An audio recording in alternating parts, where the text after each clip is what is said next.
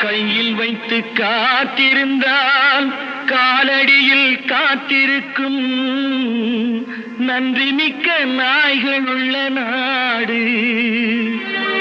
இதில் சொந்தமின்றி பந்தமின்றி